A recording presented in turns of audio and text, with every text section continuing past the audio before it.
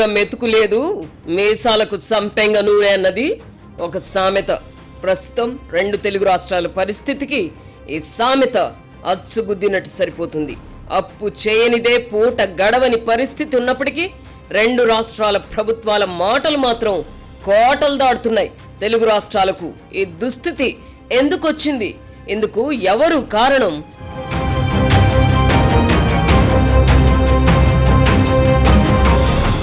రెండు 2014లో తెలంగాణ రాష్ట్రం ఏర్పడినప్పుడు తెలంగాణ ధనిక రాష్ట్రమని, రాష్ట్రం మిగులు బడ్జెట్లో ఉందని అప్పటి ముఖ్యమంత్రి కేసీఆర్ ప్రకటించారు. అదే సమయంలో విభజిత ఆంధ్రప్రదేశ్ 20,000 కోట్లకు పైగా రెవెన్యూ లోటుతో ఏర్పడింది. 11 ఏళ్లు గడిచేసరికి ధనిక రాష్ట్రమైన తెలంగాణ కూడా అప్పుల కుప్పగా మారింది. అప్పు కోసం వెళితే దొంగను చూసినట్టు చూస్తున్నారని ప్రస్తుత తెలంగాణ ముఖ్యమంత్రి రేవంత్ రెడ్డి వాస్తవాన్ని బయటపెట్టారు. అంతే, తెలంగాణ పరువు తీస్తావా అని భారత రాష్ట్ర సమితి నాయకులు ఆయనపై విరుచుకుపడ్డారు. ఇక ఆంధ్రప్రదేశ్ విషయానికి వస్తే పెనం మీద నుంచి పొయ్యిలో పడినట్టుగా ఉంది ఆ రాష్ట్ర పరిస్థితి.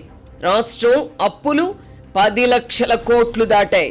అటు ధనిక రాష్ట్రం, ఇటు రెవెన్యూ లోటుతో ఏర్పడిన రాష్ట్రం కూడా కుదేలవడానికి కారణం ఏమిటి?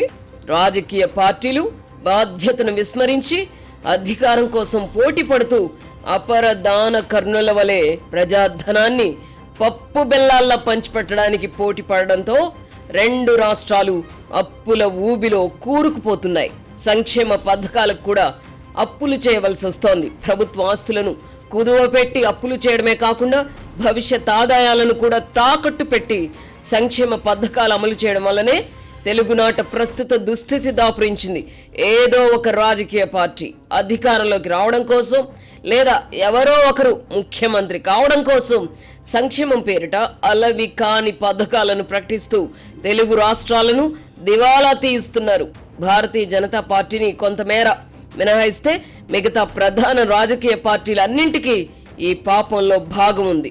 వివిధ ప్రభుత్వ శాఖలలో చేపట్టిన పనులకు చెల్లించాల్సిన బకాయిలు ఒక్క రాష్ట్రంలో 1,00,000 కోట్లు దాటాయి.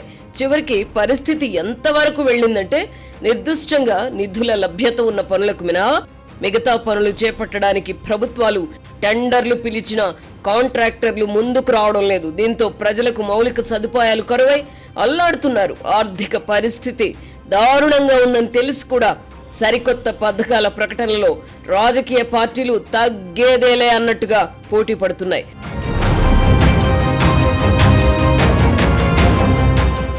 పదకొండేళ్ల క్రితం నిజంగానే రెవెన్యూ మిగులుతో ధనిక రాష్ట్రంగా ఏర్పడిన తెలంగాణలో ముఖ్యమంత్రిగా బాధ్యతలు చేపట్టిన కల్వకుంట్ల చంద్రశేఖరరావు అనేక సరికొత్త సంక్షేమ పథకాలను ప్రవేశపెట్టి అమలు చేశారు. దీంతో అభివృద్ధి చేయాల్సిన పనులకు అప్పులు చేయాల్సిన పరిస్థితిలోకి తెలంగాణ నెట్టబడింది. ఎన్నికల్లో ప్రయోజనం పొందడమే పరమావధిగా సంక్షేమ పథకాలను జనంలో కుదిలారు. హుజురాబాద్ కు జరిగిన ఉప ఎన్నికలో ఈటల రాజేందర్ ను ఓడించడానికై నాటి ముఖ్యమంత్రి కేసీఆర్ దళిత బంధు పథకానికి రూపకల్పన చేశారు. ఈ పథకం కింద ఎంపిక చేసిన దళిత కుటుంబాలకు 10 లక్షల రూపాయల వంతున పంచిపెట్టారు. అయినా ఆ ఉప ఎన్నికలో అధికార భారత రాష్ట్ర సమితి ఓడిపోయి ఈటల రాజేందర్ గెలిచారు. ఆ తర్వాత దళిత బంధు పథకం కూడా అటకెక్కింది. దళితులకేనా బంధు, మాకివ్వరా అని మిగతా వర్గాల ప్రజలు అలకబూనారు. దీంతో కేసీఆర్ పరిస్థితి ఉభయ భ్రష్టత్వం అయింది.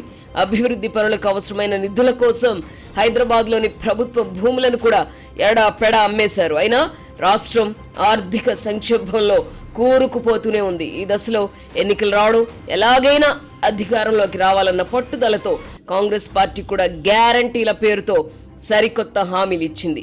కారణాలేమైనా 2023 ఎన్నికల్లో కేసీఆర్ పార్టీ ఓడిపోయి కాంగ్రెస్ అధికారంలోకి వచ్చింది.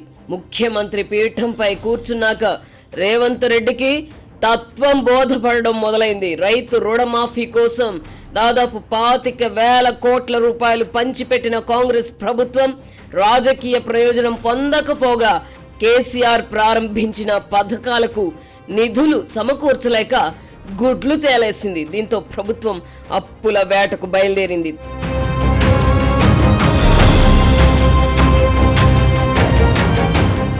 తోటి వాడు తొడకోసుకుంటే తాను మెడకోసుకున్నట్టుగా ఆంధ్రప్రదేశ్లో కూడా సంక్షేమ పథకాల జాతరకు తెరలేపారు. అప్పట్లో ధనిక రాష్ట్రంగా ఉన్న తెలంగాణలో ప్రారంభమైన అనేక పథకాలను ఆంధ్రప్రదేశ్లో కూడా అమలు చేయడానికే ముఖ్యమంత్రిగా ఉన్న చంద్రబాబు ఆపసోపాలు పడ్డారు. మొత్తానికి ముక్కుతూ మూలుగుతూ 5 ఏళ్ల కాలం పూర్తయింది. ఎన్నికలు వచ్చి పడ్డంతో వృద్ధాప్య పింఛన్లను చంద్రబాబు 2000కు పెంచారు. అంతటితో ఆగకుండా పసుపు కుంకుమ పేరిట డ్వాక్రా మహిళలకు 10,000 వంతున పంచిపెట్టారు. 2014లో తాము అధికారంలోకి వచ్చినట్టేనన్న అతి విశ్వాసంతో ఉండి బోర్లా పడిన జగన్మోహన్ రెడ్డి 2019 ఎన్నికల్లో మాత్రం ఛాన్స్ మిస్ కాకూడదని భావించి నవరత్నాలు పేరిట సరికొత్త పథకాలను ప్రకటించారు. చంద్రబాబు అధికారం కోల్పోకుండా పసుపు కుంకుమ వంటి పథకాలు అడ్డుకోలేకపోయాయి. జగన్మోహన్ రెడ్డి అనూహ్యంగా 151 సీట్లతో అధికారంలోకి వచ్చారు. ఇచ్చిన హామీలు నెరవేర్చడానికి ఆయన ఎన్నో పిల్లి మొగ్గలు వేశారు. 5 ఏళ్లలో సంక్షేమ పథకాల పేరిట దాదాపు 2.5 లక్షల కోట్లు పంచారు. ఈ డబ్బు సమకూర్చుకోవడానికే భవిష్యత్తులో వచ్చే ప్రభుత్వ ఆదాయాన్ని తాకట్టు పెట్టారు. ప్రభుత్వ ఆస్తులను కార్యాలయాలను కూడా కుదువ పెట్టి అప్పు చేశారు. తన చేతికి ఎముక లేదని, తాను పేదల పెన్నిదినని, అపర దాన కర్ణుడనని చెప్పుకొచ్చారు. 5 ఏళ్లు గడిచిపోయాయి. అన్ని సంక్షేమ పథకాలు అమలు చేసినా, క్రమం తప్పకుండా బటన్లు నొక్కినా 2024 ఎన్నికల్లో జగన్మోహన్ రెడ్డికి 11 సీట్లు మాత్రమే వచ్చాయి.